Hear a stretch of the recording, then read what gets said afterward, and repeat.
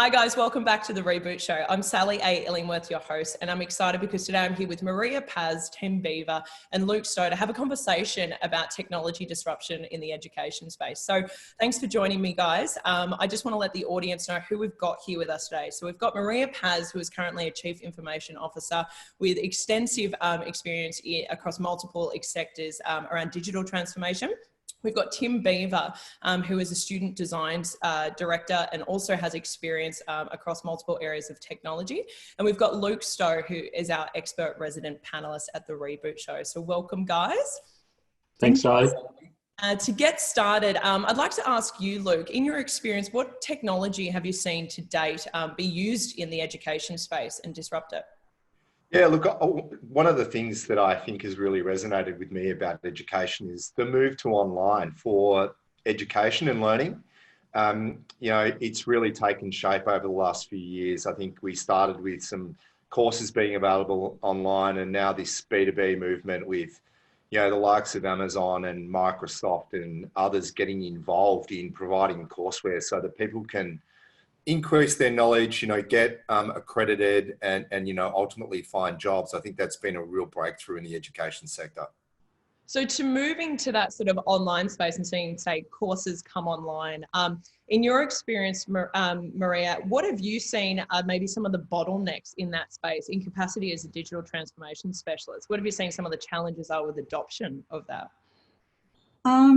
Well, specifically when you're talking about some organisations like the AWS's, Microsoft, etc., I think some of the challenges are in sort of forging those partnerships and making sure they work in the context of, I guess, the old paradigm of education. So, you know, there is quite a divide between the two cultures. You've got a commercial one and one that's more purpose-driven, fundamentally. So bridging that gap is something that's worth, you know, one of the key challenges, I think. I think also just for me, having a strategy around that, a clearly articulated strategy for an education institution, knowing where you want to leverage those sorts of partnerships as opposed to where you want to sort of hold the line in your more traditional offerings is really important. And that can be an inhibitor as well to adoption. So I think being really clear about where you want to play and where you want to play to strengths is really, really fundamental. Yeah, and to that point, Tim, with yourself, one, it might actually be helpful for the audience if you want to give us a little bit of a definition around what it means to be a student design director. But I can imagine a part of your work really speaks to what Maria just mentioned around adoption of those things, bridging the gap, and actually developing a bit of a strategy so that these new technology solutions, if you like, can be adopted in the education sector. Yeah, look, what we're seeing is, and I think the first thing I would say is, the higher ed sector in Australia, we've been in online education and online learning since probably the 90s. It's been a very successful program overall, but what we're seeing is in the past, your online content was really, you know, it was similar to what was in the class that was then put online for learning. And I think what we're seeing now is a real shift towards the concept of a learning engineer. So students still want physical interaction, they still want project work, they still want to engage with industry, all with the aim of getting those students employable. And so now you're starting to see the models merge. So how do you take some of the human capital in education and rather than just delivering in verticals, you know, let's put this traditional course on the internet, it's how do we put a proportion of our content on the internet so we can free up capacity of our workforces to start doing those more industry-aligned, research-aligned projects. So I think the problem space in the first instance of online education was really how do we take a course and put it online. I think now people are starting to expect a lot more. So I think the blurring is going to be a lot more acute. And I think that'll have impact for the way we teach in the classroom as well. So how do you bridge these modes? I think you make a really good point around taking, say, course content online. And in some cases, it's not just a matter of uploading that content in simple terms. There actually needs to be a bit of a change management process there in terms of how you deliver some of that content. In your experience, Luke, I know you've had a lot of experience with and exposure to technology transformation. So to Tim's point around sort of, adapting to not only physical, but also virtual and then combined experiences with education, what have you seen to work and maybe what have you seen to maybe not work? Yeah, look, I think this is a really exciting part of education moving forward in general. The rise of the micro-credential, I think, is something that's really quite fascinating for me. When it comes to that mix between classroom teaching and then adding on to what is already a really good degree or course or outcome certification with these micro-credentials. So that sort of bridges a divide between technology and technology, classroom and technology. You know, you can do that in your own time at your own pace, as opposed to doing it on a schedule that's defined by, building availability and teacher availability. I think this whole COVID situation has meant that we've been studying, from home, kids studying from home, parents, getting stressed that kids are going to be online for certain classes. So this technology move for online training and education, I think is really going to be beneficial for industry moving forward. Like, I'm interested in Maria and Tim's thoughts about micro-credentials and where that fits, but I can see this only becoming a bigger and broader set of capability that will be available to learners and industry moving forward. So their workforce is kept up to date and people understand what's going on from a technology perspective. I definitely agree with you there, Luke, in that I guess, education now is lifelong, or that's what people are telling us. So, what education institutions used to provide, traditionally, they really serve the needs of, your student customer. For your more mature customers such as myself, I don't want to do a full degree. I've got all the masters and everything. I'm really looking to augment and study in specific areas that I'm interested in. And so micro-credentialing would really help with that. I think it's also about experiences. So just picking up on the comment you made earlier, Sally, about, the blurring of the lines between your physical and your virtual. I think online content will be delivered like that in the future more so. So, very similar to a recent experience I had with, I guess, one of the more progressive universities in this space, where they taught the content online through, Microsoft Teams, but they actually had the lab set up as a virtual lab running on a platform where the students could leverage data, operational data, and then solve real world problems in the application of that data, etc. So I think that's where we're heading, where there'll be some content online and that'll be delivered either,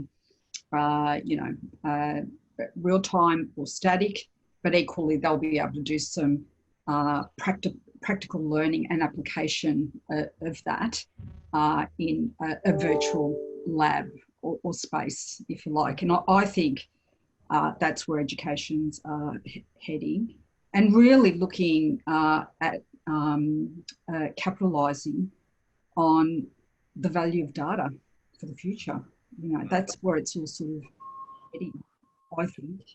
Tim, I think to add to that one is, traditionally, when you've gone to university, you've studied engineering or science or health, or, it's a real siloed based economic model. I think what we're starting to see is this sort of view of how do we create talent stacks for individuals. So if we talk about public speaking or marketing or finance or, all the skills that somebody needs to be successful in the new economy, it's very different than just having one domain. So I think increasingly you're going to see degrees with very much core skill sets at the bottom, but you'll be able to build on those with a whole bunch of other skills that can be honed in a collaborative, team-based type environment. One of the biggest challenges with that is how do you sell that? Like if we look at a traditional admissions module for a university, it's very much, it's almost, we turn away more people than we accept, whereas in the new world, so I think the price points are going to come down. I think the volume's going to increase, and I think people will be able to tailor what they want to do. So to some extent, higher education institutions are probably going to have to give up some of the control they've had, and be a bit more free and partner with other organisations. Another point I'd say is if the tech, so we've just seen recently Google's given away 100,000 scholarships. A lot of the tech providers are sort of hinting in that direction. If Google and Amazon, or essentially the FANGs, wanted to grow their industry by 10%, they are now so large that they almost need to take over whole industries to be able to grow. So I think you will see those guys move into that space. But I also see that universities have incredible brand recognition and incredible public respect remains. So I think they're very well positioned to partner with those organisations as well. What about, Tim, just to go on from that, what about like the rise of other education platforms where we're seeing sort of individuals or groups, companies starting to offer their own certifications and programs in, any given topic? Like, Tykera is one of the platforms I've seen recently that's offering that type of capability. We know of, some online capabilities through some of the universities that are offering third-party courses on their platforms. What are your thoughts around these platforms, and where do these take us in terms of certification and universities? Have we got a competitive situation going on that's sustainable, or what's your thoughts? I think there's multi-parts to that problem. One of the problems is there's no universal language for competency in higher education. So higher education brands are still very important. You have providers that might have thousands of courses, but they won't take up that content. So I think trust is really, really important. And also being able to wrap an experience around it. It's fine to be able to put content online, but humans are very social creatures. And what we find is they still want to come to campus. They still want to have that connected experience. So I think the organisations that will be successful in future will be the ones that provide an environment where they're providing services to students that are personal and human, but they're also bringing in the best content. I'll give you an example. If I was to teach, say, a vlogging course, it might be so good. If I was to teach a vlogging course at Harvard, it would be even better. But if I could teach a vlogging course at Harvard that's partnered with CNN and coached by Casey Neistat, that would be of huge benefit. So I think there's this real multiplier effect going on at the moment of what are the results, what are the connections, and who am I going to meet if I'm involved? I think to that point, Tim, that really speaks to what you mentioned before, Maria, around sort of collaborations and building out those partnerships and relationships to effectively embrace technology disruption to the education sector. I want to shift gears a little bit, but go back to what you mentioned, Maria, around data, and then the entire thematic of this conversation, which is that we are seeing a lot more adoption of virtual delivery, for example, and content moving online in the education space. So maybe we'll hear from you first, Maria, around what are your thoughts on maybe some of the new or maybe their sort of traditional concerns around privacy when it comes to technology being used in the education space, particularly as we do have the capability now to not only generate and sort of archive more data from education, but people are just starting to use it at a larger scale. So there's larger volume of production of data. Yeah. So privacy has always been a major concern for universities. I think with the proliferation of data and partnerships being formed, bringing together, if you like, an ecosystem of players, you've got that whole question around who owns, how do we secure, how do we protect? How do we avoid bias? How do we get consent? That's something that in the sector I'm currently in is quite topical. So you have to look at all of that. I think there's also a question of ethics that arises as well, particularly I think in some other sectors in education as well, and particularly in some research areas. I think the other thing that I am seeing, and Tim, I'd be interested in your thoughts, is I'm seeing education and research come together a lot more stronger. If you look at some of the partnerships that are happening in Australia and globally, you've got these concepts of innovation centres or institutes that are being set up to teach, our postgrads, etc., through applied research type, constructs.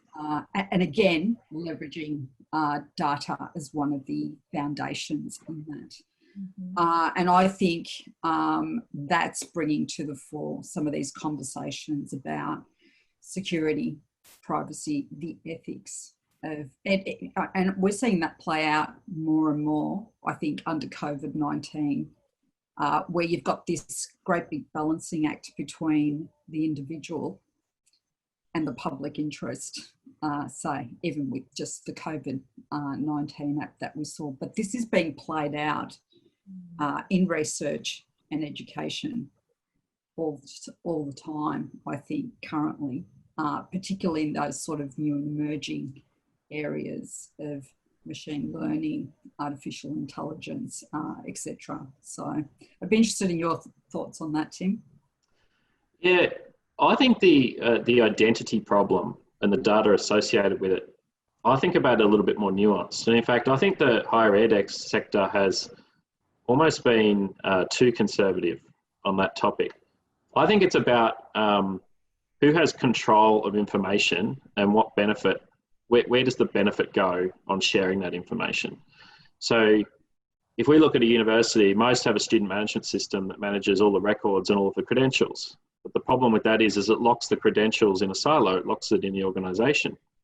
Whereas if we were to move to, say, a blockchain model, then that individual could essentially authorise that university to have their credential, their identity, which would give them almost more assurity of their identity and their credential. But they could actually revoke that as well. So they could actually take that credential with them when they leave the organisation. And so I think with identity, we need to democratise it and release it, but also then they can share that to do other tasks. And it might be, I'll give you an example. In the United States, there was a university that said to students, if you give us all of your learning data and you let us intervene on your behalf, and we use that private information, if you fail a year, we will pay that on your behalf. Wow. So that was quite a radical approach. But once they did that, they actually saw like a 25% improvement in students getting through their courses. They're the types of initiatives I think we need to go around data. Is there a bit of, and I believe you mentioned it before, Maria, briefly about ethics. Like, is there a bit of a sort of ethical grey area there with that sort of incentive though? Do you think that there's likely to be some criticism if that approach was to be adopted at scale? I think I'm with Timothy here, Tim, where I think we have been conservative with data, as you know, particularly in higher ed. If you look, so identity is one thing, and then there's also just the monetisation of data, like actually taking data that sort of, you know, because traditionally universities have been the discoverers, the curators and the disseminators of knowledge. They own a whole lot of data. Imagine a world in which they're actually supporting others in the discovery, the curation and the dissemination of that knowledge. So I'm with Tim. I think we're just at the cusp of that. And there are, you know, technology plays a huge role in that. But I do think there are conversations that need to be had about how we secure it, privacy, balancing the value of balancing the risk for the individual for the greater good, and solving the grand challenges of the day that need to be worked through. And I think we're just starting to do that.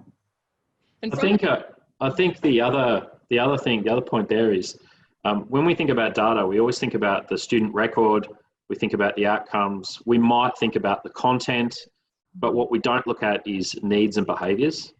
Mm-hmm. So if you want to apply to a university, you typically give them a whole series of administrative type information. What about if we flip that and we said, actually, what do you want to achieve? Where do you want to go? All of that data, and then looking at what your outcomes are and seeing what courseware produce what output for the student. I think there's real value in there. And I think if the technology companies really started to understand that and started to create pathways, well, then you create new business for yourself. You don't really need marketing. It's more just an experience that goes all the way through. So with that, Luke, from a technology standpoint, what do you think are some of the things that technology leaders could be thinking about to sort of really embrace, contribute to, and become a part of this transformation for the education industry? Yeah, look, I think industry's got a big role to play moving forward. And we've started to see, particularly in parts of the world like India, where there is a really close alignment between industry, particularly those in software and hardware and service provisioning back in the universities. I need 10,000 .NET programmers in the next 12 months. I'll work with the universities. I'll make sure they've got that in their curriculum, and I'll plan out that pipeline with them so that I'm not left with any shortfall about my workforce requirements moving forward. I think that's got to be something that model that everyone looks at and starts to adopt. I know that there are various different other type of situations playing out in other places in the world, but I think this is more of a trend that we'll start to see starting to really happen, and use technology in that conversation with the university so that there is a frictionless understanding between those in industry and those in universities and in higher education and other educational facilities to say, how are we going to work together here so that skills and capability and that pipeline are really seamless between us, and we can understand what shortfalls we've got and how can we fill those voids. Like for instance, with micro-credentials, I think I was having a conversation, it might have been with Tim at one stage in the last couple of years, where we were talking through a situation where a nurse, might be graduating out of a university in the US, but the hospital system there is adopting blockchain as part of their ongoing capability. And they asked the university, can you just give this person the last 6 months a micro-credential in blockchain, because that'd be really helpful and that'd make them more employable for us. Then that's the type of conversation that I think will happen through industry leaders back into education facilities moving forward. Interested. I think just to follow up on that, Luke, I think the model may change as well. Rather than asking students to pay large sums of money for 2-3 year time spans, maybe you could ask for a much smaller fee over a longer period of time, and maybe the employer contributes to that. Because if you look at most large SIs and organisations, they're all trying to build universities. And I'm saying they don't have the economies of scale. Why don't we partner up, provide that content run it through a university that's good at delivering that content, and then the unit cost comes way, way down, but your revenue and your profit may go up, because most of this is digital content after all. And Tim and Marie, just to go on from that, is there a role for small providers in that as well? Like the people who are just writing a course that may be about, how to interact or what ethics you should apply to machine learning? Is there a role for the small provider as well in this? Absolutely, especially if they're subject matter experts. I've certainly, as a professional, taken advantage of some LinkedIn courses, for example, to add to my knowledge, where I don't really want to go too deeply into a topic, but I certainly want to understand what a particular subject matter expert thinks and is sort of putting forward as, in fact, I did that for ethics, wanting to get a better understanding around data ethics. So I definitely think there is a role to play. To pick up on Tim's earlier point, I do think the model needs to change, particularly given what's happening in the world today. I do think there's a need for a rethink.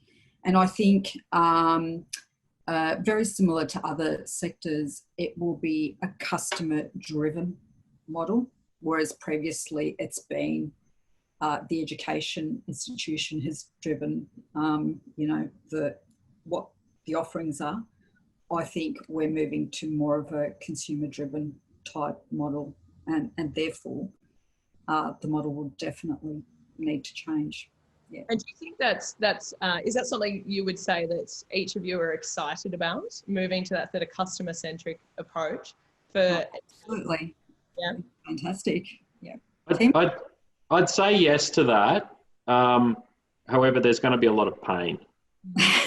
So if you look at the United States at the moment, they've seen a massive shift of people studying at community colleges, local at low cost because of COVID. But then those colleges have got the challenge that they're probably going to lose all those students to more the Ivy League schools. And so the dislocation, and I think people are also starting to question, do I really want to rack up this huge student debt in these economic conditions? So I think students will start looking for value. So I think what you'll see is rather than every university all teaching accounting, you'll probably find some organisations will become specialists in accounting. They'll create digital immersive experiences with teachers and tutors from industry getting involved. And yeah, so I think there'll be a lot more specialisation potentially. There may be mergers of universities in our sector. I think it's going to be highly disruptive and challenging for the workforces involved. But having said that, if we get to the other side of it, the revenue potential for institutions is far, far greater. I mean, one of the things that, one of the rules in Australia is we can't teach our university content to international students at the moment in country, because that goes against our current rules. Well, you start to question, is that a good model at the moment? Will that work? Yeah. And look, I don't want to make the conversation pointy, but would anyone, maybe yourself, Luke, to start, but what role does government have to play in this transformation for the education sector? Well, preferably they'd stay out of the way, but I doubt that's going to happen. I think, not want to be politically correct. I think, look, the policymakers really need to think about, I love the term Maria used, I'd call it a reboot just because of the show, but I think that reboot of the conversation needs to include government. And look, what would be ideal is if we could get into some conversations where government, industry and education sector were able to have some think tanks around what are the new models that we can take together here for the prosperity of in-country and also with relationships that we currently have with our trading partners. I think all countries should be thinking about that right now. Times have changed, and scenario planning around education and learning should be one of the most critical things that government are looking at, particularly with the amount of unemployment we're seeing globally, and particularly with strain on some of the industries where people just can't be in close proximity. So the move to online and the move to virtual and the move to much more of a model that is suited to people learning in their own time and learning new skills and capability, which is going to be beneficial to both the economy and to where we're headed as a society. I think they're fundamental things that government should be involved in and driving for that matter. But we haven't seen that yet. I think there are some other geopolitical issues that are taking up a lot of the attention. But really, moving our way through this economic disaster means that we have to spend time on education and learning for people. Just to add to that, Luke, one of the things I'm very frustrated about is all the technology comes out of Silicon Valley or comes out of the United States. So can Australia produce products like Workday or Salesforce or, all of the kinds of platforms that are going out there? Probably not. But could Australia become an expert in configuring those tools, say for contact tracing in COVID or education sector? yeah, they probably could. In fact, in the first wave of student management systems, Australia did a lot of work with PeopleSoft, did a lot of great stuff that's exported product back out to the world. So I think we need to be a bit more targeted and a bit more smart about how we organise around industries on these platforms rather than just re-implementing every time. Yeah. Yeah, look, just on that point, I think we're seeing the rise of Brazil, also African nations, Tim. There is starting to be a lot more technology innovation coming out. I think there is going to be some challenge to Silicon Valley in the next, 2 to 5 years. Already we're starting to see some really strong capability coming out. I mean, Israel's been an area where they've developed a lot of smart technology in the past, and I can see that China also, we're starting to see the app development coming out of that country. I know some of those haven't been the flavour of the month recently, but still I can see that the challenge to the big, US-based software businesses like SAP, Salesforce, and others are these small componentized applications that can come together in an operating model to really fulfill the needs of industry customers, small to medium businesses and individuals. And I think that's quite exciting. That's quite exciting from an education perspective as well, because it means that we're not as reliant on these big behemoth software providers anymore. I think the smaller players are going to start to come out and flourish in this space. And if we think about education of the future and, how do you manage education? How do you sell it? How do you manage the data? There really are no systems that do that now. So if you look at higher ed, in the early days of higher ed, they were at the forefront of technology. And then we really went through the corporatization phase where we all went and bought the same ERP. I think now the shift's starting to trend back towards we actually need to innovate, but probably on a next generation of technologies. Yeah. So what are the key takeaways for the audience? Maria, I'd love to hear from you from a strategy standpoint. So everything considered, what can leaders in the education space be thinking about in terms of developing a strategy that's considerate to what technology is actually doing in the education space and what it can do? I think we are at such a pivotal moment right now that we kind of have to throw a lot of the old game plans out and start looking to the new. And that takes time. And I don't think that the absolute pathway is clear either. And I don't think the models are clear for everyone either. So I think with all strategy, you've got to start with, what objectives you want to achieve and where you want to play and who your partner's going to be and what investments you need to make in platforms and in capability. So they're just basic principles, but I think we are at such a pivotal moment right now that it is, I think because of COVID-19, it has forced a huge rethink. I do want to comment on the role of government in education. I really think that the role of government to a certain extent is to provide some of the priority funding for some of the key grand challenges that we need to solve as a society, whether that's aged care or climate change or health. That's where they could play a huge role. I think as soon as they start setting constraints around the curriculum, like forcing people to study STEM, well, not forcing, but disincentivizing students to study more of the humanities subjects and, encouraging them to move more towards STEM. I think we sort of get into a problem area there.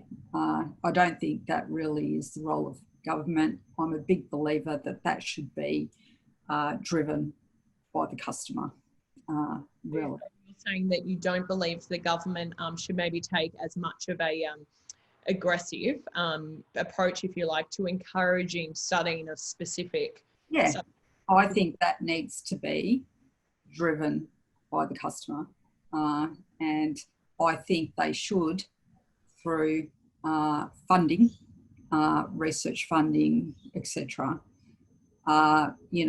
signal what are some of the big challenges that universities and students, because we know that that's education and research is coming more and more together, and that's how they should set the agenda.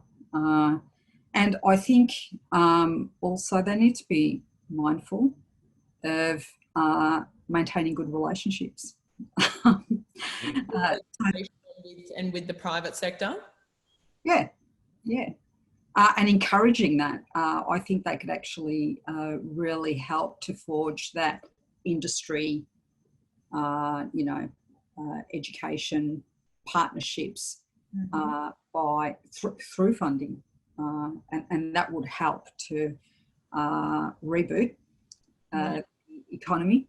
How else do you do it? Point where there's probably quite a few legacy challenges there in terms of how those relationship dynamics have always worked.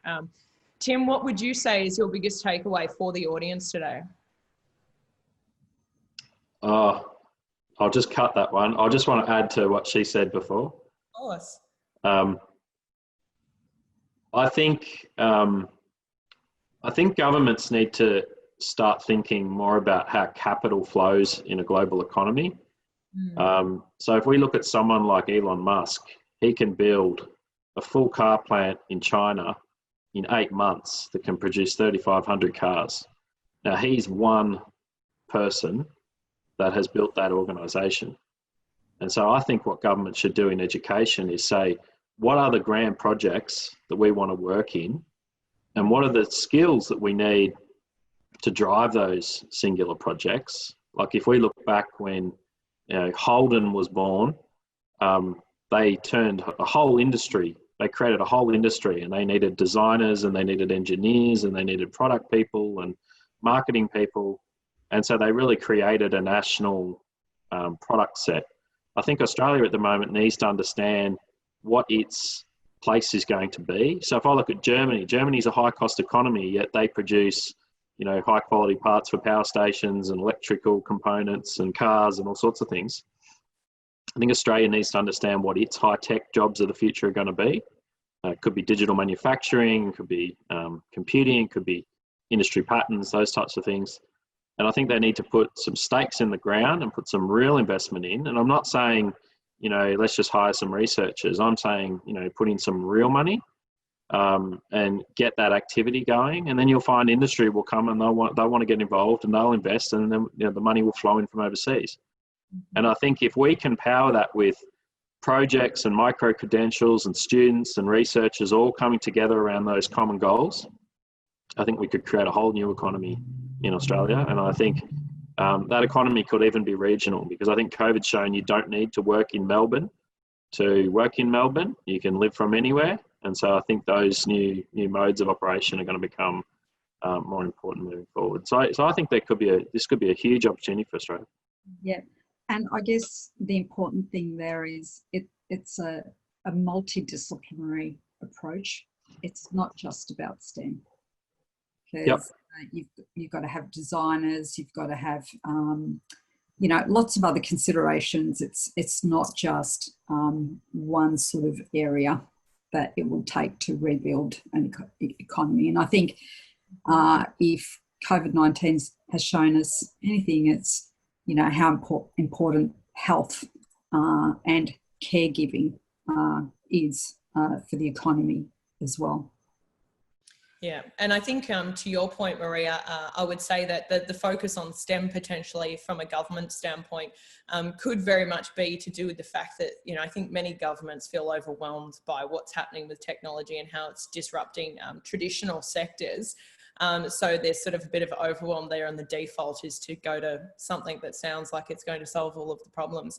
What are your thoughts, Luke, in terms of key takeaways for the audience, and maybe for, say, industry, in terms of how they can maybe approach contributing to this change process? Yeah, I really appreciate Tim and Maria's comments around industry and government. And I think, you know, as I said before, I think there's a really key collaboration here between industry and government and, you know, education, faculties and departments and universities and schools, etc., to get together and to really rethink about how this is going to work on a global scale. Students won't be travelling as much. We won't be seeing plane loads of students travelling around the world off to other universities. That won't be happening moving forward. There will be a lot more sovereignty in country. How are we going to cater for this new type of world with education? And how do we, you know, encourage people to be learners and educators? I mean, you know, for instance, I'd love to write a course. I'm not sure what I'd write, but I'd love to write one. And I'm sure I could get someone to host it. Sally, I don't know what you're laughing at, but that would be the type of thing that I think should be encouraging for individuals, is that we now live in an exciting world. You know, you can study from home and you can learn new skills and capabilities that'll make a difference for your future and your livelihood. And that's going to become really important to you as an individual. You can also provide content. Maria used a great example of going on LinkedIn and using a course that was provided by a subject matter expert about ethics in AI or data. I think they're great examples of what the future is going to hold. I've heard you speak, Luke, before about the rise of the uneducated educator as well, which I think is something that's sort of been sort of loosely touched on in this conversation, is that education as a business, if you like, as an industry, is being threatened because anyone can become an educator now and go online and share their learning. I'll ask you a question. Do you think someone like Elon Musk wouldn't be a good teacher? No, he'd be a great teacher. I mean, imagine what he could bestow on people. I mean, in all industries, in fact, there's people of high caliber in lots of industries that I'd love to learn from. In fact, I'd probably pay more to go and get taught by a person. So how do you unlock that human capital to get them involved in that teaching process, even if it's as a tutor? And I think, to your point, Tim, there's probably already a bit of a grey area there, because, say, for example, the scale of which people can deploy and consume content in today's day and age, even if it's not in a formal education format, people are already, for example, if they consume say a YouTube video of Elon Musk speaking at an event, well, indirectly, they're already learning from Elon Musk in that capacity. So I think, yeah, it's certainly an interesting conversation. I am mindful of time. Thank you very much for your time today, Maria, Tim, and Luke. Thank you very much to our audience as well for tuning in. We hope you enjoyed this conversation around how technology is disrupting the education space. And please do make sure that you subscribe to our YouTube channel, and we will see you on the next segment. Subscribe. Thanks, Sally. Bye. Thanks, everyone. Bye. Bye.